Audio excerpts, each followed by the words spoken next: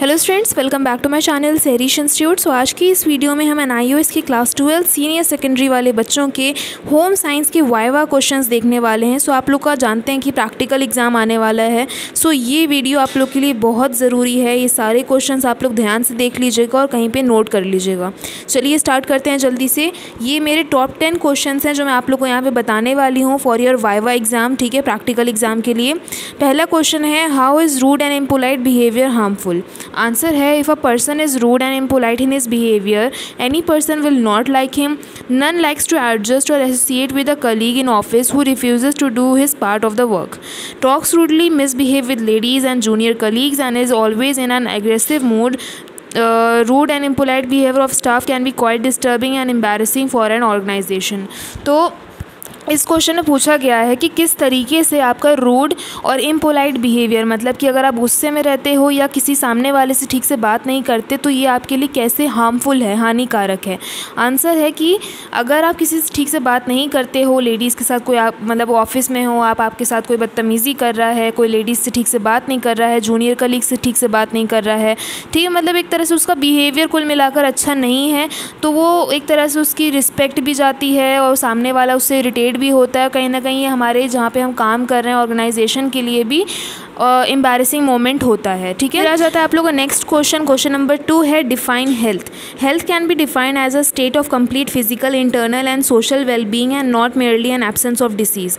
Health की definition है कि एक इंसान फिजिकली, मेंटली और सोशल वेलबींग का मतलब है कि हर किसी से मिलजुल के रहना, बातचीत करना और कोई भी तरह की छोटी से छोटी बीमारी उसके अंदर ना हो, तो वो इंसान हेल्दी कहलाया जाता है, जो कि फिजिकली फिट हो, मेंटली फिट हो, हर तरीके से फिट हो।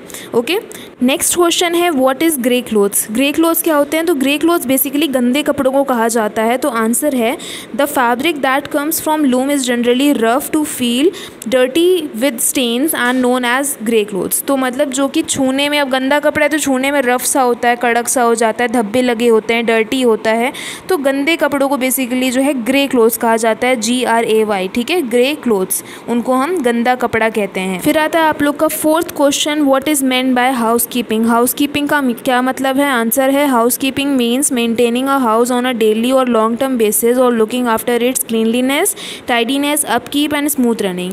तो हाउसकीपिंग का मतलब है कि घर का पूरा ध्यान रखना, घर को मेंटेन करके रखना।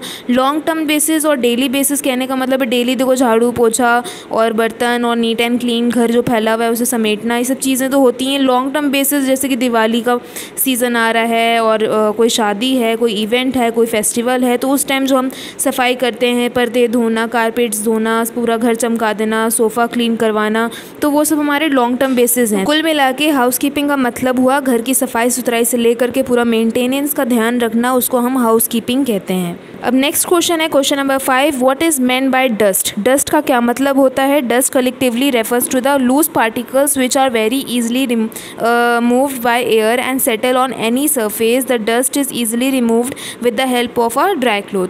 तो डस्ट क्या होती है? धूल, हिंदी में हम उसे धूल कहते हैं। धूल क्या है? वो किसी भी सरफेस पे आराम से बैठ जाती है, फिर हम किसी भी ड्राई क्लॉथ से उसको झटकते हैं तो वहाँ से हट सकती है, ठीक है, तो उसे हम डस्ट कहते हैं। हो सकता है आपके एग्जाम में डर्ट एंड डस्ट में डिफरेंस पूछ लिया जाए, तो आप लोग को ये चीज़ पता होना चाहिए, DIRT। डर्ट क्या होती है कि जो कि आप अगर किचन में जाके देखोगे ना तो डिब्बों पे जो चिपचिपी सी मैल जमी होती है, जिसको हम साबुन से कपड़ा भिगा करके साफ़ करते हैं तभी साफ़ होती है, तो उसको हम डर्ट कहते हैं, DIRT, डर्ट, ठीक है। डस्ट का मतलब मैंने यहाँ पे आपको डेफिनेशन बता दिया। डस्ट जो सूखे पार्टिकल्स होते हैं, जो कि हमारे टीवी पे हर जगह पे आकर धूल नहीं बैठ जाती है, उसको हम कपड़े से झटकते हैं तो साफ़ हो जाती है, तो वो हमारी डस्ट होती है, DUST, dust. And dirt just उसका अपोजिट, जो चिपचिपी वाली गंदगी होती है, जो हमें साबुन पानी इन सबसे साफ़ करना पड़ता है, वो हमारी डर्ट कहलाती है। तो ये दोनों में डिफरेंस होता है, ठीक है। इसके बाद नेक्स्ट क्वेश्चन है आप लोग का, question number 6, list the method of cleaning. Method बताने हैं क्लीनिंग के, बहुत ईजी है।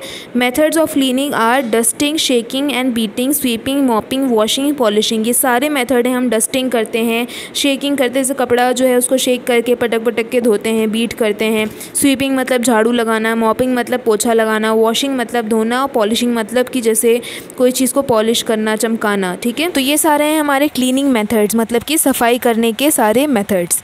नेक्स्ट क्वेश्चन है हमारा question number 7, why should very hot water not be use to clean the wooden surface. लकड़ी का जो सरफेस होता है, वुडन फ्लोर्स, ठीक है, उसको जो है बहुत गर्म पानी से क्यों नहीं साफ़ करना चाहिए। आंसर है very hot water should not be use to clean the wooden surface, otherwise the wood will swell. तो जो वुडन फ्लोर होता है उसको बहुत गर्म पानी से साफ़ नहीं करना चाहिए, क्योंकि वो फूल जाएगा। मतलब कि अगर लकड़ी है उस पर हम गर्म पानी डालेंगे तो फूलना शुरू हो जाएगी, इसलिए वुडन फ्लोर्स गर्म पानी से साफ़ नहीं करने चाहिए। सो नेक्स्ट क्वेश्चन है question number 8, list 4 important warnings to be kept in mind while attempting an electrical repair work. कोई भी इलेक्ट्रिक काम करने से पहले हमें क्या क्या चीज़ों का ध्यान रखना चाहिए, क्या क्या चीज़ें अपने दिमाग में रखनी चाहिए।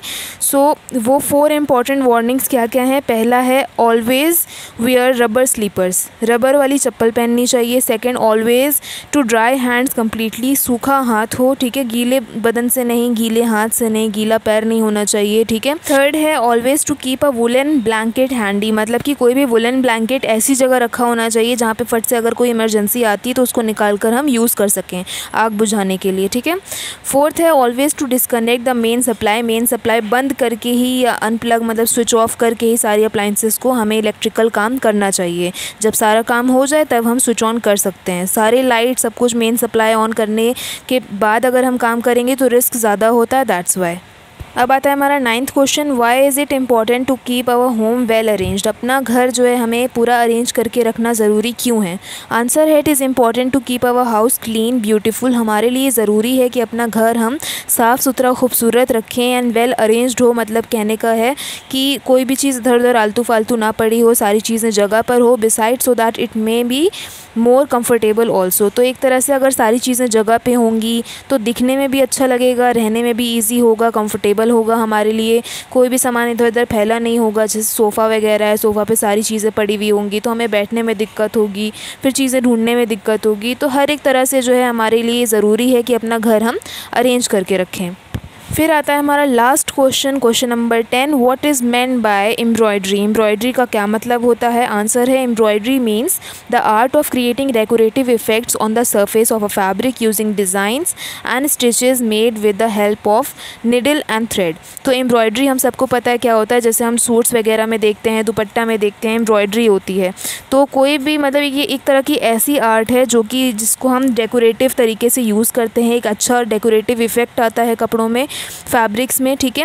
एक अलग अलग तरीके के डिज़ाइन बनाते हैं, स्टिच करते हैं, किससे, निडल होती है और थ्रेड, धागे से, उनसे जो है बुन बुन के सिल सिल के जो है एक नया डिज़ाइन क्रिएट करते हैं, तो वो हमारी एम्ब्रॉयडरी कहलाती है। तो स्टूडेंट्स ये थे आप लोग के top 10 viva question for your practical exam home science के क्लास 12 सीनियर सेकेंडरी वाले बच्चों के लिए। ठीक है। आई होप आप लोग ने ये सारे क्वेश्चंस नोट कर लिए होंगे। नहीं नोट किया तो वीडियो पॉज कर करके नोट कर लीजिए, साथ साथ मैंने आप लोग को एक्सप्लेन भी कर दिया है।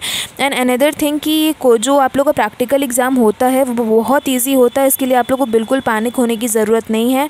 एंड लास्ट थिंग कि बच्चे, बहुत सारे बच्चे जो न्यू स्टूडेंट्स हैं शायद वो पूछ रहे थे कि हमें होम साइंस में कुछ ना कुछ बना कर लेके जाना होगा, तो वो भी मैं आप लोग को बता दूं कि कुछ भी नहीं बनाना होता है। डायरेक्टली आप लोग जाओगे, या तो ये सारे क्वेश्चंस या इस तरह के क्वेश्चंस जो आप लोग से ओरली पूछे जाएंगे तो आप लोग बताओगे, नहीं तो आप लोग को रिटन एग्ज़ाम भी देना हो सकता है। ठीक है। हो सकता है आप लोग को शीट दे दिया जाए, आंसर शीट दे दिया जाए, आप लोग को रिटन करके दिखाना हो, सारे रिटन में आंसर करने हो, या फिर ओरली भी पूछा जा सकता है।